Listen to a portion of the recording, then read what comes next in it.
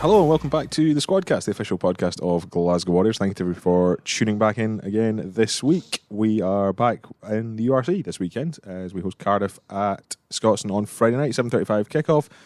Murphy, do you want to just get your plug out of the way just now? Buy your tickets. There you go, perfect. Now we've got that out of the way. How are you?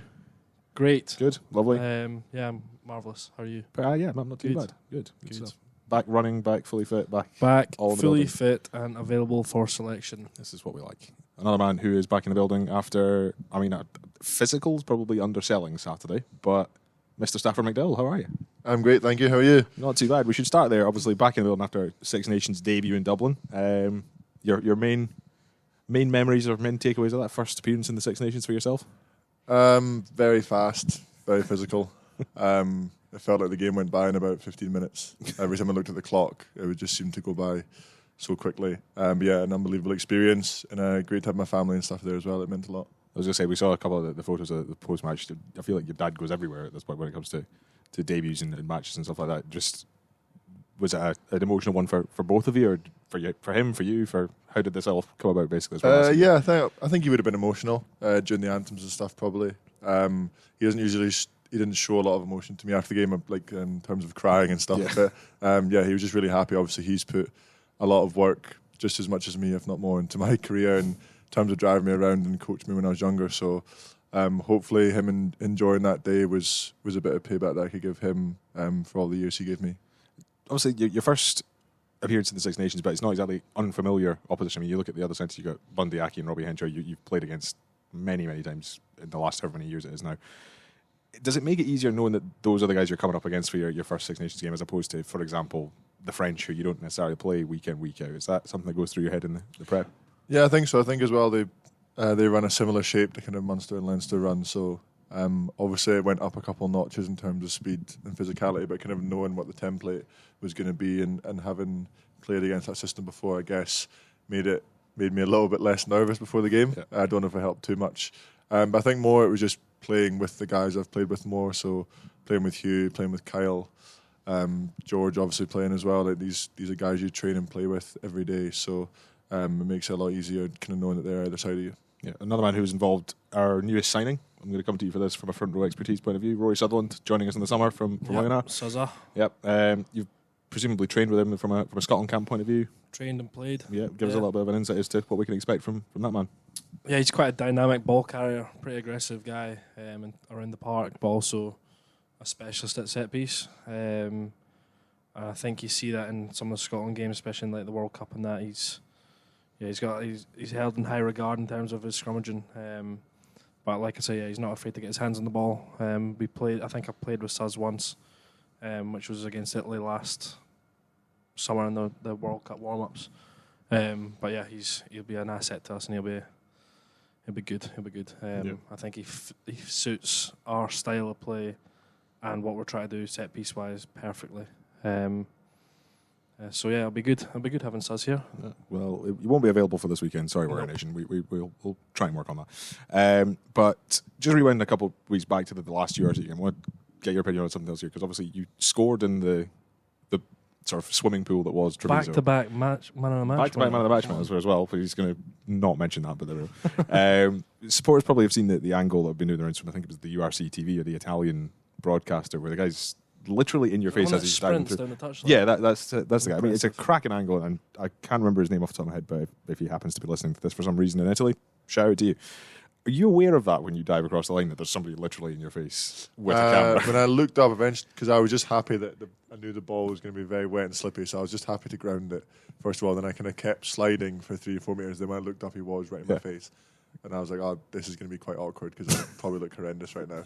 So I just tried to get up and turn away from him as quickly as possible. Well, it looked absolutely fine, because you genuinely made broke the fourth wall straight down the camera. So if anybody's watching that and sees that, it's just like you're part of the game. Yeah. But it was one of those ones that it genuinely just kept seeming like you were going closer and closer and closer. I think we could just take I thought I was going to just keep sliding into the little hedge at the back of the pitch, to be honest. But I managed to avoid it. Yeah. Talk to us as well, the little memento you got from Treviso for your Man of the Match awards. Yeah, it was brilliant. I got a Magnum of Prosecco, which was amazing. So I've got it in my flat. Thankfully, we thought about cracking it open in the change room after the game, but then Pump advised me just to put it in the physio bag and take it home and save it. So I picked it up, and it it was a long journey home with it yesterday, making sure I didn't knock it over in the car. And then I've got it sitting above the fridge now at home. So I'll think of a very special occasion to crack it open. But yeah, the guy we had to take a photo with their sponsor, Prosecco Doc, after the game. And then the guy put out this massive bottle of Prosecco. So I had to kind of walk around the pitch with it. I felt like a bit of an idiot parading this thing around the pitch. But it's mine to keep now. So I'll decide when I want to open it. Should have went full F1 style. I know, I did think about it. I was like, if it smashes on the floor, then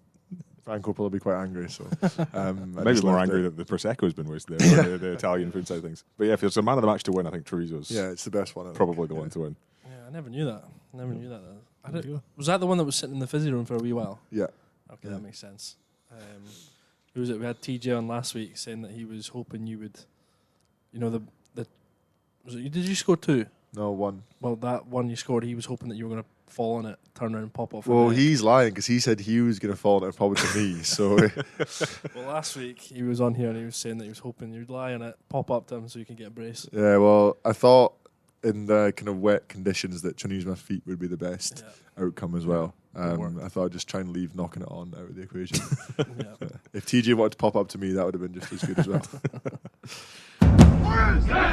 Anyway, we'll crack on with the Squadcast for those of you who are new listeners. In front of, I think it's sort of equidistant, but in front of Stafford today is the hat full of the Squadcast nows, little bits of paper. We have tried to filter them. How successful that's been, we'll find out. But Stafford, as you know, because you've been on before, your job is to pick them out, read them out, and generally entertain everybody that's listening. So, crack on. Question number 1. Who is most likely to leave their phone at home? From a Murphy Walker suggestion from a few weeks ago. Jackman. Easy answer for me. Why? Because he's done it before. And speaking of... Are you talking about like on a night out or training? Or just both. like someone who doesn't need their phone with them? No, I mean like forgetting Forgets it. Because the other day, being yesterday, Ollie Smith sent me a photo of Jackman tidying away his shopping. And he... I don't know why he put a tube of toothpaste in the fridge. Okay. Just brand new tube of toothpaste in the box. He just happened to put it in the fridge along with his ham and cheese and whatever else he got. Be a really awkward sandwich mix-up. Yeah, it would. Yeah. Unless he was wanting some cold toothpaste, but apparently he left it there for 2 weeks, forgetting he put it in the fridge.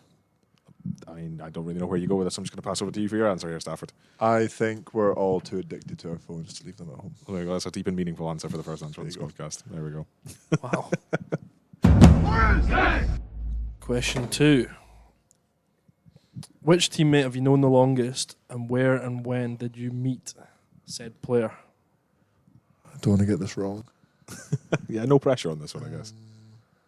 You can reel off a few options. Would it be someone from 20s? Yeah. 18s? Yeah. 16s?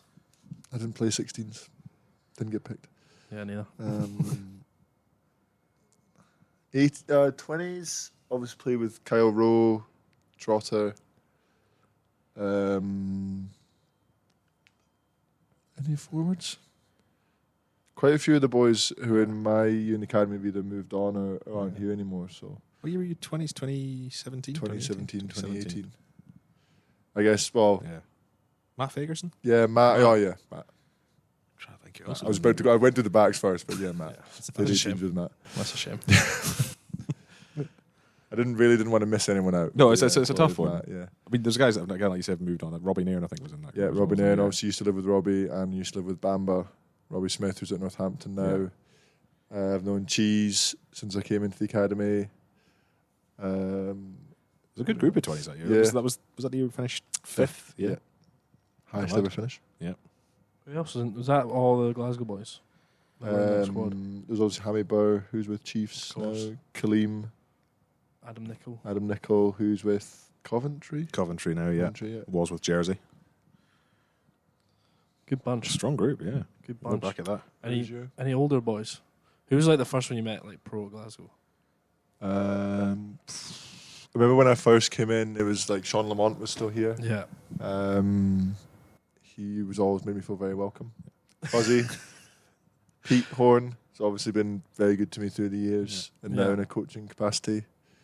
Wills, all those guys were probably like the people who made me feel welcome when I came in. Kebs was always really good to me when I first came in. Ratu. Ratu, yeah, can't forget about Ratu. If Ratu is listening, for some If reason, Ratu is listening. shout out to Ratu. Huge in living his Australia. life in Sydney now. But yeah, obviously, Thorners. yeah, Thorners. Obviously played 20s with Thorners. Lived with him as well. So Yeah.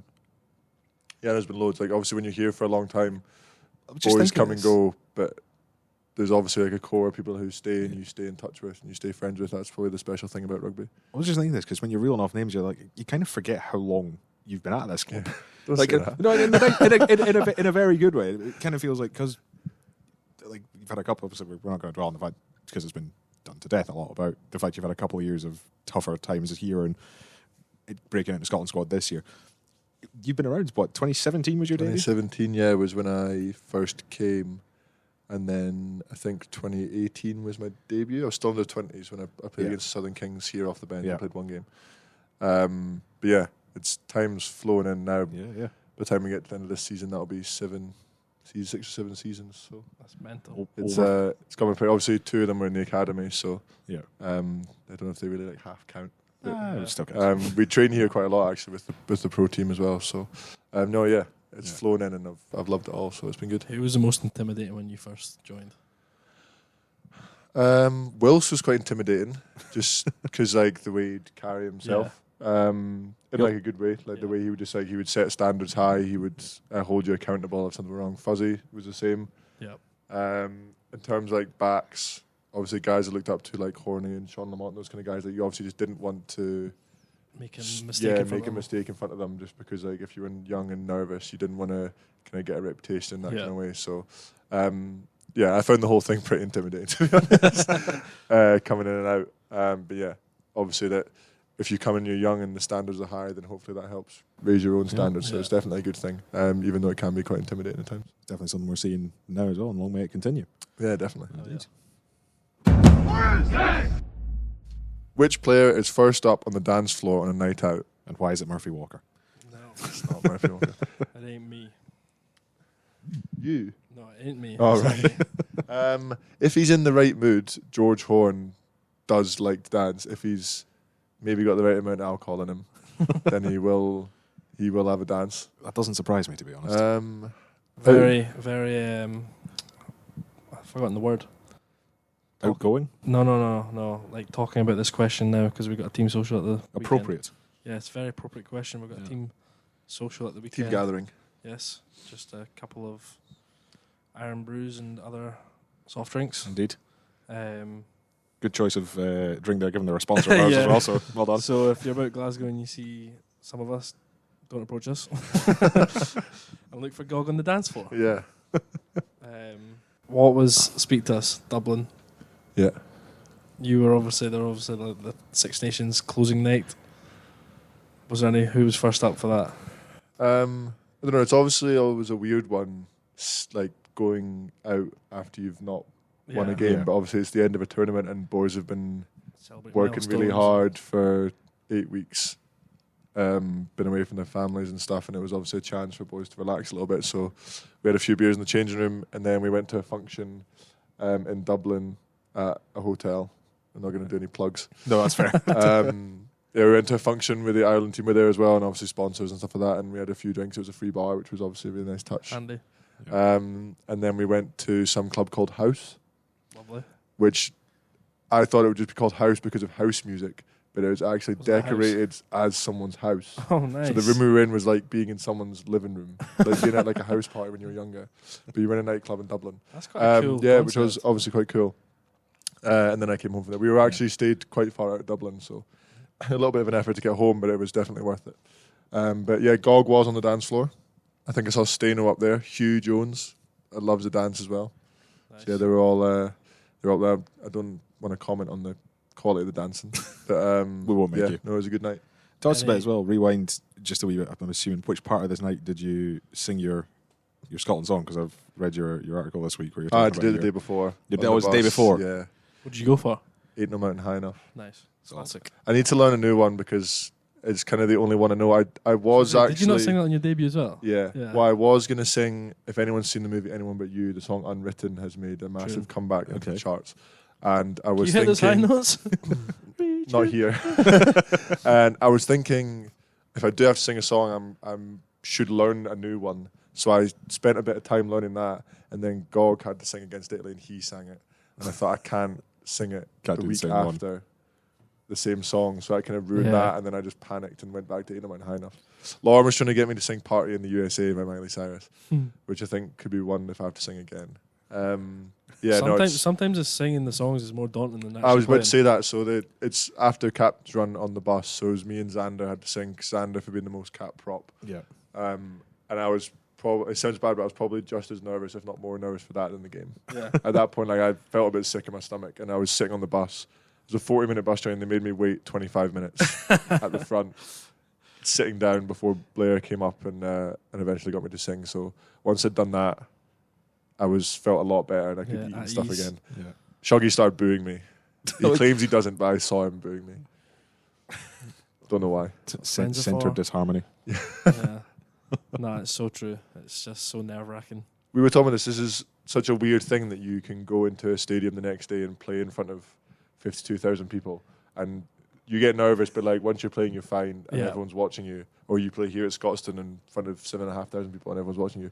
But if you're asked to sing a song in front of Your mates. 40 of your mates, it's just you're absolutely petrified. You're shaking, you're sweating, you forget all the words. It's just a really daunting experience. No, yeah, I can imagine that somehow. Character building. Character building or something. Who is most likely to laugh in a serious situation? Have you ever done it? To Lauren, is my girlfriend, is really bad for it.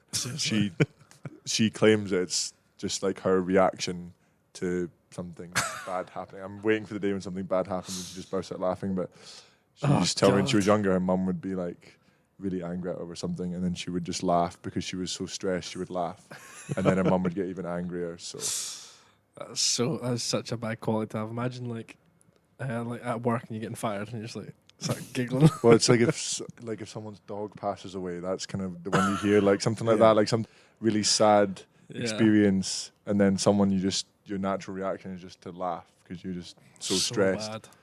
So bad. But actually quite funny. Anybody been in here? Anybody you can think of? Not sure what the serious situation would be in here. You've got a better idea than this, I would imagine. There has been serious situations in terms of like team meetings and stuff, and then like a coach will do something where they pronounce a word wrong or something, and everyone will just burst into laughter, and then that serious situation just completely drops, and everyone's making some jokes and stuff. But in terms of a singular time where somebody's laughed, I can't think of one. But I don't know who would be prone to it either.